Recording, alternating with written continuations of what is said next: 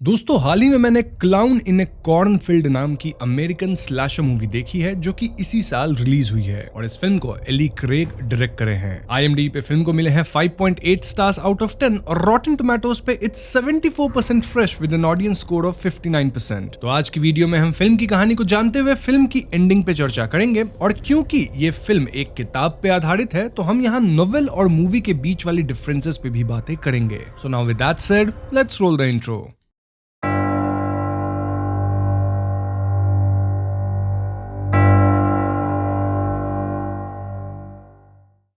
तो कहानी की शुरुआत 1991 में होती है जहां मिजूरी के केटल स्प्रिंग्स में हम कुछ टीनेजर्स को बॉनफायर के पास पार्टी करते देखते हैं। ये लोग बेप एंड कॉर्न सिरप फैक्ट्री के सामने ही पार्टी कर रहे थे और यहाँ एक लड़का और लड़की कॉर्न फील्ड में इंटीमेट होने जाते हैं, लेकिन तभी एकदम से एक क्लाउन मास्क वाला इंसान इन दोनों पे हमला करके इन्हें समाप्त कर देता है। अब दोस्तों मैं आपको बता दूं कि ये क्लाउन फिगर एक्चुअली में बेप इनका मैस्कॉट है जो कि फ्रेंडो नाम से प्रचलित है इन द टाउन और कहानी में आगे मैं क्लाउन को फ्रेंडो ही पुकारूंगा। यहाँ से कहानी प्रेजेंट टाइम में आती है जहाँ हम क्विन नाम की टीनेजर से मिलते हैं और क्विन अपने पिता ग्लेन के साथ केटल स्प्रिंग्स में शिफ्ट हो रही है। ग्लेन एक डॉक्टर है और हाल ही में वो अपनी वाइफ को लूज किए हैं। ग्लेन की वाइफ जो कि क्विन की माँ हुई वो ओवरडोज के कारण नहीं बची और तब से ग्लेन इमरजेंसी रूम में जाने की हिम्मत नहीं जुटा पा रहे थे, इसलिए वो सबको छोड़ के इस छोटे से टाउन में आ गए हैं as a general doctor for the whole town. खैर अगले दिन क्विन स्कूल के लिए निकल रही होती है जब उसके घर के बाहर इनका नेबर रस्ट आता है। रस्ट भी सेम स्कूल जाता था और वो क्विन के साथ स्कूल तक वॉक करता है। वॉकिंग के दौरान क्विन नोटिस करती है कि टाउन के ग्रोन अप्स थोड़े एंटी सोशल थे। रस्ट यहाँ क्विन को वार्न करता है सेइंग कि क्विन को गलत संगत में नहीं पड़ना चाहिए। खैर क्लासरूम में क्विन लेट से पहुंचती है और यहाँ स्टूडेंट्स अपने टीचर मिस्टर वर्न को बहुत परेशान कर रहे होते हैं, लाइक उनकी अजीब मॉर्फ्ड फोटोज इधर उधर लगाना, देन इन सब की रिकॉर्डिंग करके इंटरनेट पे डालना इत्यादि। इससे मिस्टर वर्न काफी गुस्सा होते हैं और वो क्विन को लेट आने के लिए डिटेंशन दे देते हैं। जब कोल नाम का एक बंदा क्विन को डिफेंड करने की कोशिश करता है तो मिस्टर वर्न कोल को भी डिटेंशन देते हैं। अब क्लास के बाद क्विन और कोल की दोस्ती हो जाती है और यहाँ हम कोल के फ्रेंड ग्रुप से भी मिलते हैं जिसमें जैनेट, रॉनी, मैट और टकर भी हैं। हमें पता चलता है कि कोल इस टाउन के मेयर आर्थर हिल का बेटा है और कोल का जो ग्रुप है ये लोग पैरोडी वीडियोस बना के यूट्यूब पे डालते हैं और इनके चैनल पे 65,000 सब्सक्राइबर्स भी हैं। एनीवेज क्लास के बाद क्विन अपने पिता ग्लेन के साथ रेस्टोरेंट में होती है जहां ग्लेन क्विन को थोड़ा समझाते हैं। क्योंकि देखा जाए तो क्विन को स्कूल के पहले दिन ही डिटेंशन मिल गई थी जिससे ग्लेन खुश नहीं थे। यहाँ हम रेस्टोरेंट की वेट्रेस ट्रूडी और टाउन शेरिफ डन से भी मिलते हैं। तभी रेस्टोरेंट के विंडो पे कोल और उसके फ्रेंड्स आते हैं और इन्हें देख के सिर्फ क्विन को वार्न करते हैं सेइंग कि अगर तुम इनके साथ ना रहो तो ही बेहतर होगा। क्विन इन एडल्ट्स की बातों से तंग आकर यहाँ से निकलती है और सीधे कोल और उसके गैंग के पास जाती है। अब यहाँ हमें पता चलता है कि कुछ ही दिनों पहले टाउन की जो बेपन कॉर्न सिरप फैक्ट्री थी वो जल गई और इसके लिए टाउन के ग्रोन अप्स इंक्लूडिंग शेरिफ कोल और उसके गैंग को दोषी मानते हैं, जबकि कोल क्विन से क्लियरली कहता है कि उस रात ये लोग वहाँ पैरोडी वीडियो शूट कर रहे थे लेकिन आग इनकी वजह से बिल्कुल भी स्टार्ट नहीं हुई थी। जो भी हो आगे मैट और टकर ओटिस नामक इंसान के शॉप में जाकर लड़ने का नाटक करते हैं ताकि इसी आड़ में बाकी लोग दारू की बोतल्स चुरा सके। हालांकि कोल काउंटर पे पैसे छोड़ देता है और इसके बाद उस रात ये सभी अंडर एज लोग ड्रिंक करते हैं। ड्रिंकिंग के दौरान मैट हर्ट होने का नाटक करता है और टकर फ्रेंडो का कॉस्ट्यूम पहनकर ऐसे एक्ट करता है मानो वो मैट को हर्ट किया है। इससे क्विन डर जाती है और जेनेट यहाँ क्विन का ये रिएक्शन रिकॉर्ड करती है ताकि वो इसे यूट्यूब पे डाल सके। सो बेसिकली ये एक प्रैंक था और क्विन भी इसको फनी मानती है। आगे कोल और क्विन थोड़ा अकेले में टाइम बिताते हैं जहां क्विन कोल को बताती है कि हाल ही में उसकी मां चल बसी और कोल बताता है कि उसकी बहन भी हाल ही में इस दुनिया को छोड़ के चली गई। दरअसल कोल की बहन एक क्लिफ से वाटर में जंप करना चाहती थी लेकिन उसका जंप सही नहीं रहा जिस वजह से वो पत्थर से टकरा के खत्म हो गई थी। ओवरऑल क्विन अब इस ग्रुप के साथ स्पेशली कोल के साथ अच्छा खासा बॉन्ड कर ली थी। नाउ देर रात कोल क्विन को उसके घर तक छोड़ता है और घर के अंदर जाने से पहले क्विन कोल को किस करती है। तभी क्विन के पिता यहाँ एकदम गुस्से में आते हैं और वो क्विन पे भड़कते हैं क्योंकि क्विन उन्हें बिना बताए इतनी रात तक गायब थी। अब घर के अंदर क्विन और ग्लेन के बीच थोड़ी कहासुनी हो जाती है क्योंकि कहीं न कहीं क्विन की मां की मौत के बाद बाप बेटी के रिश्तों में दरारें आने लग गई थी। इसके बाद क्विन अपने कमरे में जाती है जहां वो पाती है कि उसके डरने वाली वीडियो ऑलरेडी पोस्ट हो चुकी है। क्विन एक्साइटमेंट में वीडियो देखती है लेकिन वो पाती है कि वीडियो में जब टकर फ्रेंडो बन के क्विन को डराया था तब बैकग्राउंड में कोई और भी फ्रेंडो के कॉस्ट्यूम में विजिबल था। जी हाँ दोस्तों, क्विन ये बात ग्रुप चैट पे पॉइंट आउट करती है और टकर जो कि फिलहाल अपने घर पे था वो भी इस चीज को नोटिस करता है। अब टकर का डोरबेल बजता है और डोर पे वो फ्रेंडो क्लाउन मास्क में किसी इंसान को देखता है। टकर को लगता है कि ये मजाक शायद मैट कर रहा होगा और वो मैट को कॉल आउट करने की कोशिश करता है, लेकिन ये मजाक थोड़ा लंबा खिंचता है, जहां टकर को घर के एक कमरे में प्लास्टिक शीट बिछी हुई मिलती है और फिर उसे फ्रेंडो क्लाउन का एक म्यूजिक बॉक्स भी मिलता है। आई मीन वो बॉक्स होते हैं ना जिसे घुमाने पे साउंड आता है और एंड में बॉक्स से क्लाउन निकलता है, वैसा ही कुछ। टकर यहाँ बॉक्स को घुमाता है और इसके एंड में एकदम से उसके पीछे से फ्रेंडो आके टकर को चाकू से समाप्त कर देता है। फिर फ्रेंडो टकर की लाश को उसी प्लास्टिक शीट में बांध कर ले जाता है। अब दोस्तों मूवी के पहले सीन में भी जब दो लोग खत्म हुए थे तो वहां भी लड़की इसी म्यूजिक बॉक्स को पूरा घुमाई थी, तो ये काइंड ऑफ एक पैटर्न है कि जो भी इस म्यूजिक बॉक्स को पूरा प्ले कर रहा है उसकी काइंड ऑफ मौत होती है। एनीवेज अब अगले दिन टाउन में 100वां फाउंडर्स डे मनाया जा रहा था और ये इस टाउन का एक फेस्टिवल जैसा दिन है जहां ग्रोन अप्स परेड वगैरह करवाते हैं और कॉर्न के फसल को काइंड ऑफ सेलिब्रेट करते हैं। देखा जाए तो इनके टाउन में एक ही फैक्ट्री थी विच वाज बेपन कॉर्न सिरप फैक्ट्री, तो हाँ यहाँ कॉर्न बहुत इंपॉर्टेंट है। नाउ फाउंडर्स डे पे कोल के पिता मेयर आर्थर हिल स्पीच वगैरह देने वाले थे और वो कोल को परेड देखने जाने से मना करते हैं क्योंकि कोल को स्कूल में डिटेंशन मिला था, लेकिन कोल की माँ उसे अलाउ कर देती है और इस सीन से हम समझ पाते हैं कि आर्थर अपने बेटे कोल की हरकतों से खुश नहीं रहते हैं। वहीं दूसरी तरफ हम मैट को अपने गराज में वर्कआउट करते देखते हैं जब उसे भी बेपेन फ्रेंडो वाली म्यूजिक बॉक्स मिलती है। मैट इस म्यूजिक बॉक्स को घुमाता है देन इसे फेंक देता है, लेकिन अगले ही क्षण फ्रेंडो आके उसके बेंच प्रेस पे प्रेशर डालता है और नुकीले औजार से मैट का सर ही अलग कर देता है। यानी अब तक मैट और टकर इस फ्रेंडो का शिकार बन चुके हैं। Coming to founders day parade, Arthur Hill अपना भाषण देते हैं और कोल, क्विन, जैनेट और रॉनी वीडियोस वगैरह बना रहे थे। तभी एक ड्रंक आदमी यूनिसाइकिल पे फ्रेंडो का मास्क लगाए क्रैकर्स जगल करने लगता है और इससे इतनी अफरा तफरी मचती है कि पूरा परेड ही खराब हो जाता है। साथ ही आसपास थोड़ी आग वगैरह भी लग जाती है जिससे भगदड़ मचती है। शरीफ को लगता है कि ये काम जरूर कोल और ग्रुप का होगा, इसलिए वो कोल, क्विन, जैनेट और रॉनी को पुलिस स्टेशन में लॉक कर देते हैं। थोड़ी देर बाद क्विन के पिता इन्हें छुड़ाते हैं और इस पॉइंट पे क्विन के पिता ग्लेन उससे काफी गुस्सा हो चुके थे। वो क्विन को एक मैनुअल कार गिफ्ट करने वाले थे, साथ ही मैनुअल ड्राइव करना सिखाने वाले थे, लेकिन पुलिस से लॉक होने वाले इंसिडेंट के बाद ग्लेन का मूड पूरी तरह से खराब हो चुका था, इतना कि वो क्विन को ग्राउंड करते हैं, यानी क्विन का घर से बाहर जाना अब वर्जित था। लेकिन उस रात कोल क्विन को एक पार्टी के लिए बुलाता और ऐसे में क्विन अपने पिता के सो जाने के बाद चुपके से घर से बाहर निकल जाती है। देन कोल क्विन को पिक करता है और दोनों कार में पार्टी की तरफ जाने लगते हैं। रास्ते में कोल क्विन को वही बेपेन फ्रेंडो वाला म्यूजिक बॉक्स देता है और तभी इन्हें रोड पे रस्ट दिखता है जो कि डियर हंट करके कहीं जा रहा था। कोल और रस्ट के कॉन्वर्सेशन से हम समझ पाते हैं कि ये दोनों ना सिर्फ एक दूसरे को जानते हैं बल्कि इनका कुछ तो पास्ट भी रहा है। जो भी है, यहाँ से निकल के कोल और क्विन सीधा पार्टी में पहुंचते हैं और ये पार्टी कोल ही काइंड ऑफ स्पॉन्सर किया था। ये पार्टी मोस्टली टीनेजर्स की ही थी और पार्टी में डांस वगैरह करने के बाद कोल और क्विन इंटीमेट होने लगते हैं, जहां कोल एकदम से थोड़ी गे जैसी बातें बोल देता है जिससे क्विन भड़क के बाहर चली जाती है।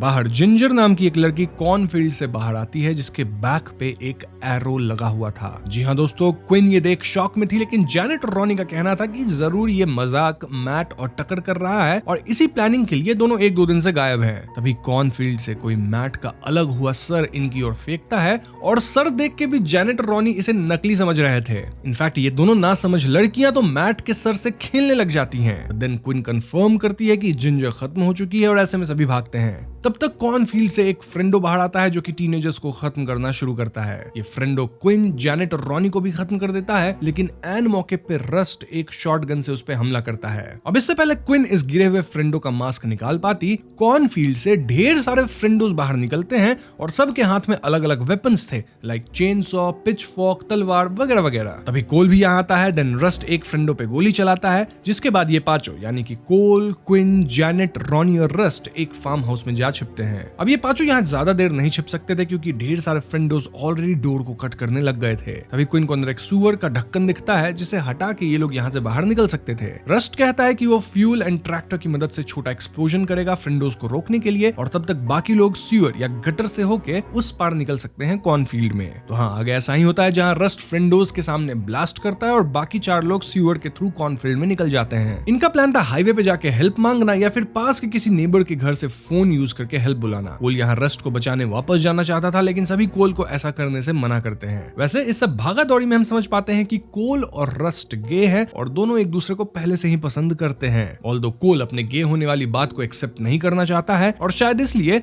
वो ओवर कंपनसेट करने के लिए लड़कियां घुमाता रहता है। दूसरी तरफ ग्लेन क्विन के कमरे में जाते हैं और वो पाते हैं कि क्विन गायब है। ऐसे में वो टाउन में क्विन को ढूंढने लगते हैं और यहाँ उन्हें अपने क्लिनिक की लाइट जलती हुई दिखती है। वो पाते हैं कि उनकी क्लिनिक में ब्रेक इन हुआ है और तभी एक फ्रेंडो ग्लेन को चाकू दिखा के क्लिनिक के अंदर लाता है। यहाँ एक दूसरा फ्रेंडो इंजर्ड था और ये मोस्टली वो फ्रेंडो है जिसपे रस्ट शॉटगन चलाया था। चाकू वाला फ्रेंडो ग्लेन को डरा धमका के इस इंजर्ड फ्रेंडो पे जबरदस्ती ऑपरेट करने को कहता है। ग्लेन भी ऑपरेशन शुरू करता है, लेकिन इसी दौरान वो चाकू वाले फ्रेंडो को चकमा देके उसे उसकी ही नाइफ से गर्दन पे हमला कर देता है। देन ग्लेन फौरन अपनी कार में यहाँ से निकलता है। Coming to Cole and team, ये चारों भाग के हाईवे पे आते हैं जहाँ इन्हें शेरिफ मिलते हैं। अब शेरिफ इन चारों की एक नहीं सुनते, रादर वो कोल को अरेस्ट करके ले जाते हैं। ना हैरानी की बात थी कि शेरिफ सिर्फ कोल को अरेस्ट करके ले गए, बाकी 3 को छोड़ दिए। ऐसे में क्विन, जैनेट और रॉनी कॉर्नफील्ड्स के थ्रू एक नेबर के घर की तरफ बढ़ते हैं, लेकिन यहाँ फील्ड में फ्रेंडोज वापस इन पे हमला करते हैं। इस हमले में रॉनी समाप्त हो जाती है और क्विन जैनेट के साथ फाइनली नेबर के घर में पहुंचती है। अब ये नेबर भी फ्रेंडो वाली अटायर में था और उसके घर पे कोल और उसकी गैंग की फोटोज एंड न्यूज़पेपर क्लिपिंग्स थी डिपिक्टिंग कि कुछ लोग इन्हें मारने का प्लान पहले से ही कर रहे थे। नाउ जैनेट भी वो बेपिन फ्रेंडो म्यूजिक बॉक्स बजाती है और फ्रेंडो एकदम से जैनेट पे हमला करके उसे समाप्त कर देता है। क्विन किसी तरह इस फ्रेंडो को खत्म करती है, लेकिन बाहर कुछ और फ्रेंडोज मिलकर क्विन को कैप्चर कर लेते हैं क्योंकि क्विन मैनुअल गाड़ी नहीं चला पाती, इंटर्न भाग नहीं पाती। तो अंततः ये फ्रेंडोज क्विन को पुरानी फैक्ट्री के अंदर ले जाते हैं जहां फाइनली 4 फ्रेंडोज अपना मास्क हटाते हैं। ये थे sheriff Dunn, teacher mister Vern, shopkeeper Otis and waitress Trudy. जी हाँ दोस्तों, इनफैक्ट इस टाउन के कई ग्रोन अप्स ही फ्रेंडो का मास्क पहन के टीनेजर्स को समाप्त कर रहे थे और इन सबका लीडर पता है कौन है? टाउन का मेयर आर्थर हिल। इस पॉइंट पे ये ग्रोन अप्स और रादर वी शुड से फ्रेंडोज अपना मकसद रिवील करते हैं। मेयर हिल बताते हैं कि टाउन के ग्रोन अप्स यहाँ के ट्रेडिशन को जिंदा रखना चाहते हैं, लेकिन हमेशा इनके कल्चर और ट्रेडिशन पे हमला हुआ है। 1960s में होबोज आए थे जिनका इन्होंने सफाया किया, देन 1990s में हिपीज टाउन में आए थे जिनको इन्होंने खत्म किया। इस टाउन का जो फाउंडर्स डे है उस रात ही ये लोग टाउन के उन लोगों को खत्म करते हैं जिन्हें ये बुरे एलिमेंट्स मानते हैं। इन सब के हिसाब से वो सब बैड क्रॉप्स है जिनका खात्मा जरूरी है ताकि बाकी के क्रॉप्स भी खराब ना हो। करंट टाइम में टीनेजर्स ट्रेडिशन और कल्चर में नहीं मानते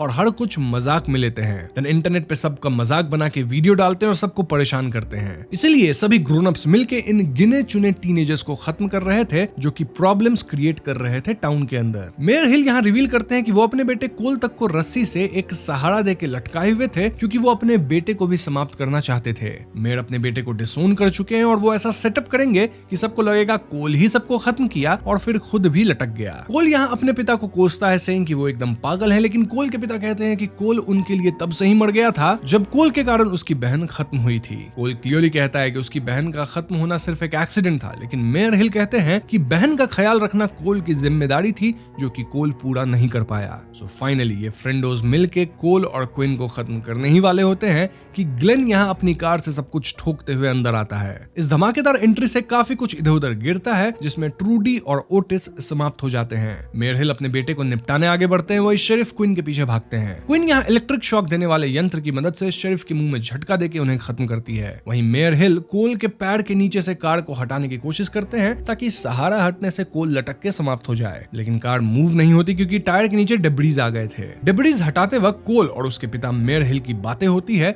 जहां एक और खुलासा होता है। अगर आपको याद होगा दोस्तों तो मैंने आपको बताया था कि टाउन की फैक्ट्री जल गई थी जिससे टाउन के आधे लोग बेरोजगार हो गए थे और इसका इल्जाम कोल और उसके गैंग पे ही डाला गया था, लेकिन असल में ये आग मेयर हिल खुद लगवाया था ताकि वो इंश्योरेंस के पैसे ले सके। जी हाँ दोस्तों, वो फैक्ट्री लॉस में जाने लगी थी और मेयर को सभी तनख्वाह वगैरह तो देनी पड़ ही रही थी, इसीलिए वो अपने फायदे के लिए ऐसा कदम उठाया था। मतलब इंश्योरेंस का पैसा भी मिल गया और अब सैलरीज भी नहीं देनी पड़ेगी। ये सब बोल के मेयर हिल कार को मूव करके यहाँ से भाग जाता है और इससे कोल लटक जाता है, लेकिन ग्लेन कोल को सहारा देता है। तभी एंट्री होती है रस्ट की जो कि रस्सी को शूट करके तोड़ता है और इससे कोल की जान बच जाती है। And this scene also proves कि रस्ट भी वहां पे धमाके के बाद समाप्त तो नहीं हुआ। यहाँ कोल और रस्ट एक दूसरे को किस करते हैं और तब तक क्विन भी यहाँ आती है। इसके बाद ग्लेन सहित क्विन, रस्ट और कोल यहाँ से कार में निकलते हैं और इनका रास्ता टीचर मिस्टर वन रोकते हैं विद अ चेन सॉ। यहाँ गाड़ी क्विन चला रही होती है और ये एक मैनुअल गाड़ी थी। स्टिल अपने पापा के इंस्ट्रक्शंस फॉलो करते हुए क्विन ना सिर्फ गाड़ी चलाती है बल्कि स्पीड चला के मिस्टर वन को कुचल के समाप्ति कर देती है। So yes, in the end Cole, Rust, Quinn और ग्लेन बच जाते हैं। बट द थिंग इज कि मेयर आर्थर हिल गाड़ी में भाग गया था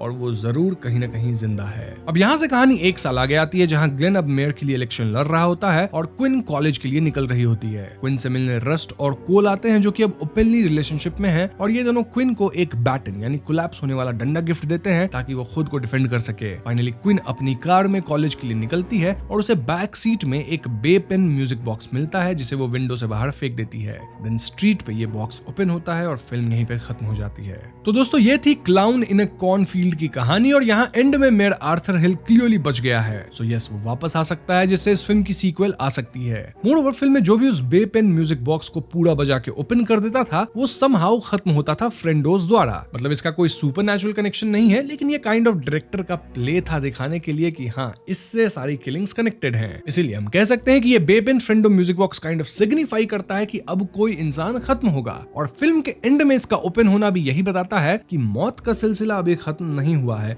और mayor Arthur hill will return. अब मैंने आपको ऑलरेडी बता दिया है कि टाउन के ग्रोन अप टीनेजर्स को क्यों समाप्त कर रहे थे, लेकिन अब हम इस पे थोड़ा और खुल के बात करेंगे। देखो, बड़े लोगों को लगता था कि टीन्स टाउन की ट्रेडिशंस, वैल्यूज और ओल्ड वेज को रिस्पेक्ट नहीं कर रहे। टीन्स का बिहेवियर, उनके वीडियोस, उनकी modern life choices grown ups को पसंद नहीं थी। टीन्स का फ्रेंडो वाली स्पूफ यूट्यूब वीडियो बनाना और फेस्टिवल में फ्लोट जलने जैसे इंसिडेंट से उन्हें लगता है कि केटल स्प्रिंग्स की रेपुटेशन खराब हो रही है। वो टाउन की इमेज को कंट्रोल करना चाहते हैं और उन्हें लगता है कि टीन्स की हरकतें उनके टाउन को बदनाम कर रही थी। लेकिन सच्चाई तो ये थी कि समय के साथ इस टाउन के लोग नहीं बदले, जिस वजह से इनकी पूरी इकोनॉमी सिर्फ एक फैक्ट्री पे ही टिकी रह गई, और जब वो फैक्ट्री लॉस में गई तो पूरा टाउन ही सफर किया। And in the and mayor खुद फैक्ट्री को जला के इंश्योरेंस मनी ले लिए और इससे टाउन के आधे लोग बेरोजगार हो गए। देन फैक्ट्री के जलने का ब्लेम वो इन टीनेजर्स पे डाल दिए। इसे हम हिपोक्रेसी नहीं तो और क्या कहेंगे। फिल्म एक एक्सट्रीम रूप दिखाती है जनरेशनल कॉन्फ्लिक्ट का। ओल्ड जनरेशन का न्यू जनरेशन के खिलाफ गुस्सा और नफरत, जो उन्हें अपनी वैल्यूज और आइडेंटिटी के लिए थ्रेट लगती है। ये सिर्फ टीन्स के बिहेवियर के बारे में नहीं है, बल्कि पावर और कंट्रोल मेंटेन करने की कोशिश है। जो ओल्ड लोग ये सब कर रहे हैं, उनका बिहेवियर एक कल्ट लाइक ग्रुप की तरह लगता है। और क्योंकि ये फिल्म है तो यहाँ सब कुछ काफी एग्जैजरेटेड है, मतलब लोग मर रहे थे एंड ऑल दैट। लेकिन इसका बहुत छोटा वर्जन हम रियल लाइफ में भी जरूर देखते हैं, जहां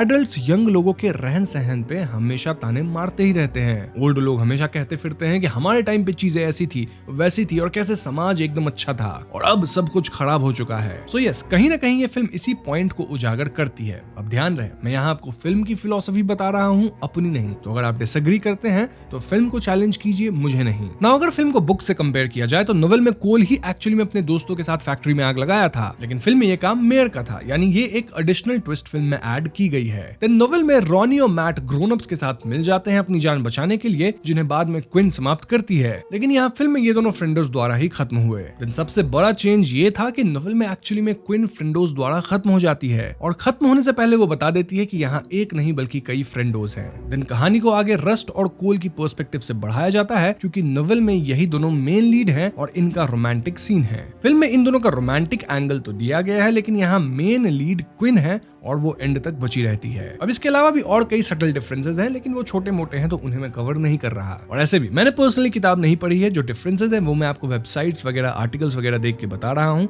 तो अगर यहाँ कोई मिस्टेक है तो मुझे माफ कीजिएगा। तो बस आज की वीडियो में इतना ही। वीडियो पसंद आई हो तो इसे लाइक और शेयर करें, साथ ही चैनल पर नए हैं तो हमें सब्सक्राइब भी कीजिएगा, क्योंकि हम अपने चैनल पे ऐसे वीडियोस लाते रहते हैं। पीस।